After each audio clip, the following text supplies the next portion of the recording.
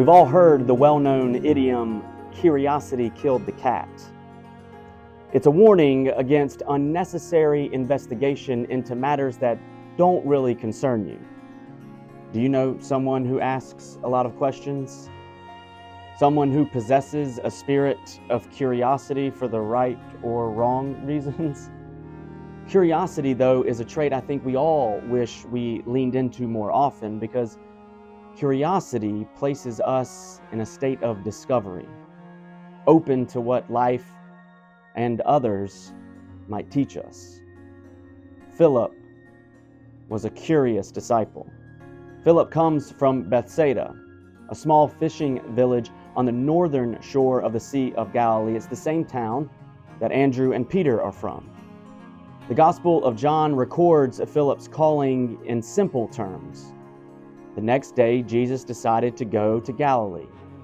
He found Philip and said to him, "Follow me." Unlike Andrew, who sought out Jesus after he heard John the Baptist's proclamation, Philip is directly sought by Jesus himself. The initiative comes from Christ. Philip does not search. He is found.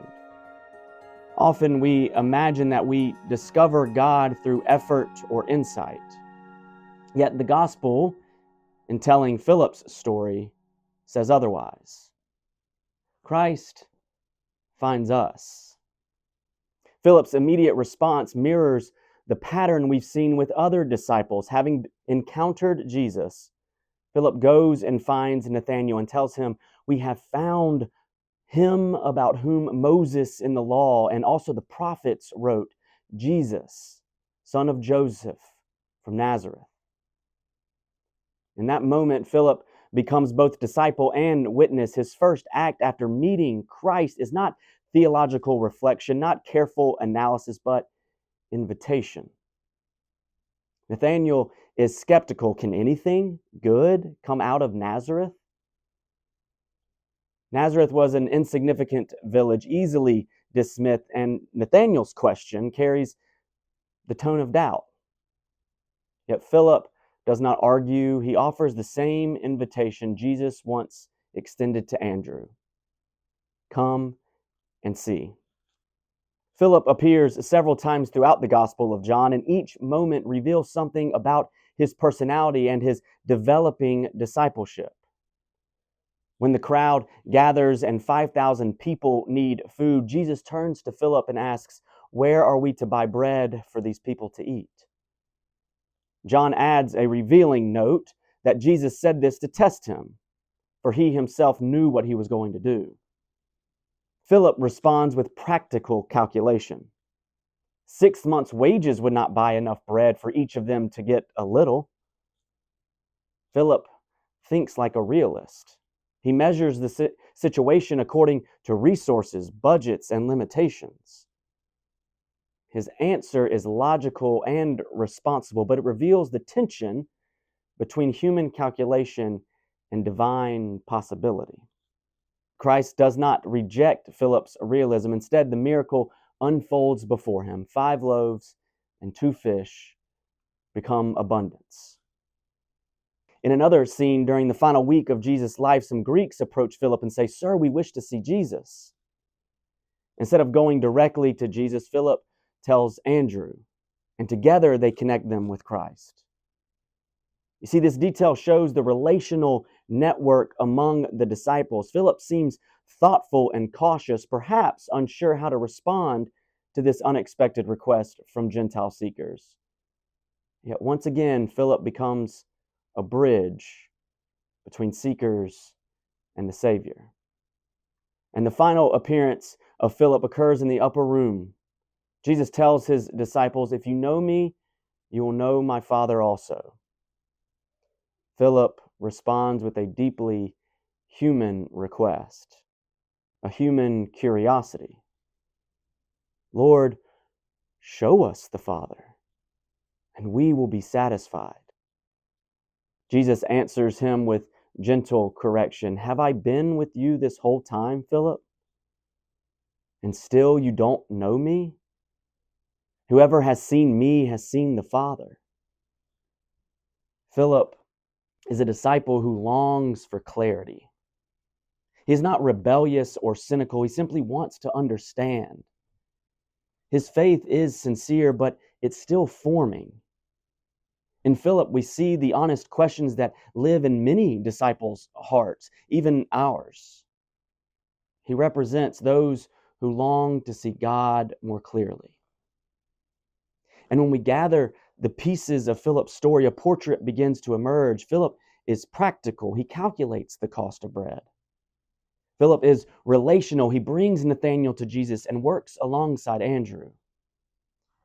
And Philip is curious. He asks Jesus to reveal the Father to him.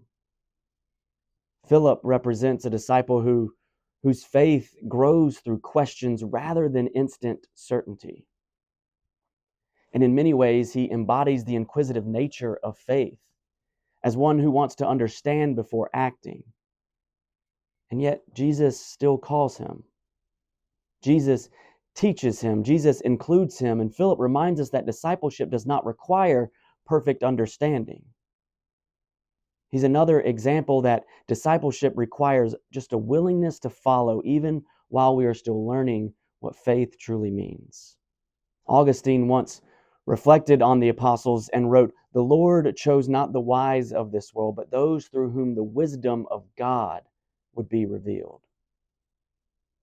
Philip stands within that mystery. He is not remembered for dramatic speeches like Peter or missionary journeys like Paul, yet his presence in the gospel, though in the peripheral, reminds us that honest seekers and the honest questions that are asked also belong among the foundation of the church.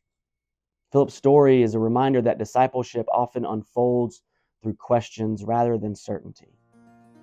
We follow, we ask, we learn, and slowly over time, our understanding deepens as Christ reveals the Father to us.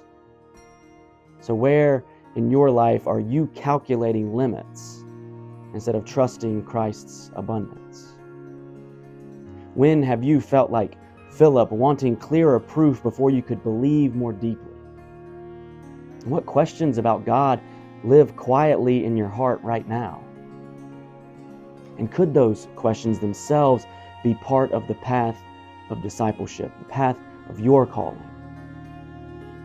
And what would it mean for you today to follow Jesus even while you are still learning who he is? Curiosity killed the cat. Do you know the rest of the line? Curiosity killed the cat, but satisfaction brought him back.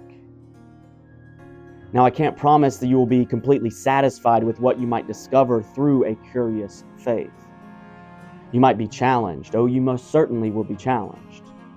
You might be provoked. You might even come away with a new understanding, a shift in perspective about life. Whether you want that or not, Philip's story suggests that faith is not certainty.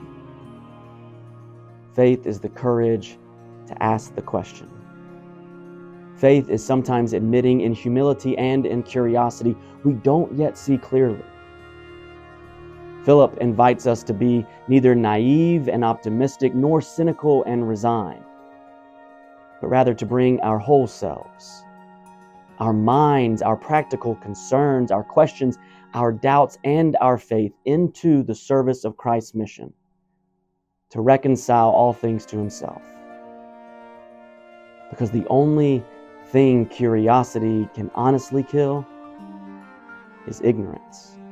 Looking at Philip, we see a genuine human being, one with limitations and questions and fears not unlike our own, who nonetheless said yes to Jesus, a call, and spent his life bringing others to encounter the one who is the way, who is the truth, and who is the life. And who might that be? Now that is a great question worth discovery.